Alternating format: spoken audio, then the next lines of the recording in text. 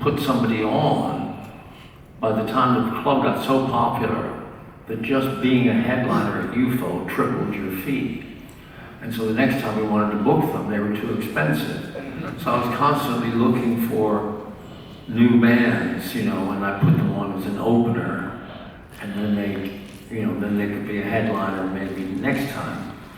And so I heard, somebody told me about this group from London called Fairport Convention, and I went down to, they were playing in a little Chinese restaurant or something in Gerrard Street, and I thought, I don't like the repertoire. It's all these Eric Anderson songs and, kind of Dick Farina B-list songs, and I don't know, too much American singer-songwriter stuff. I shouldn't be saying this. But I thought, but still, they're really good musicians, and I thought they were really kind of a cool group. So, okay, you can come open for Pink Floyd. And it was a house band. Well, they weren't the house, by that time they were too big to be the house band, but they were doing me a favor by coming back and playing one more time. And so Fairport came on for their first set, and like the second song, they announced that they're going to do East West, which was the Mike Bloomfield Indian Raga. He recorded with Butterfield. Yeah, I recorded with the Butterfield Band. There was this tour de force by Bloomfield at the height of his powers. And I thought to myself, that's really dumb. How stupid can you be to try to outdo Mike Bloomfield on East West? And then Richard stood up there and outdid Mike Bloomfield on East West. I mean, he just kicked his ass. And I thought, wow. I got to work with this guy.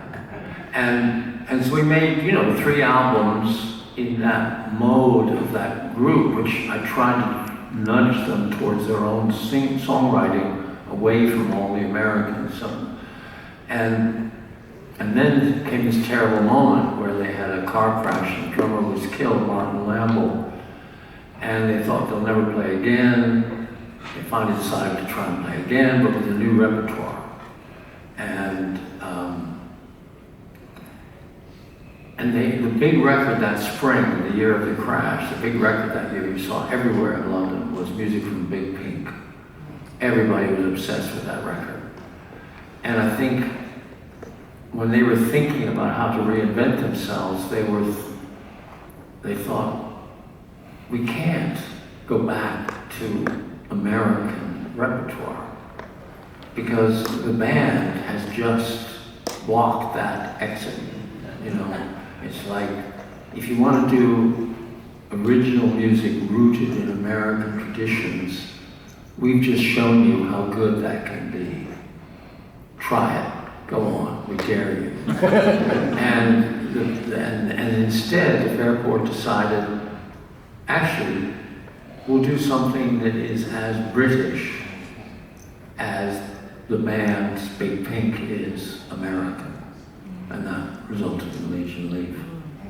And you mentioned the quote from Los Lobos in your book. Right. That was just years later.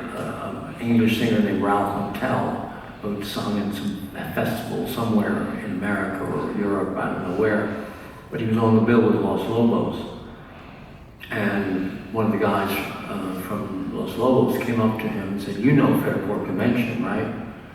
And this was before Richard had moved to LA and become a great friend of Los Lobos, but this was back early in the late 70s or something. And he said, "Tell Richard Thompson, that if it hadn't been for Legion Leaf, we'd still be a heavy metal bar band in East LA.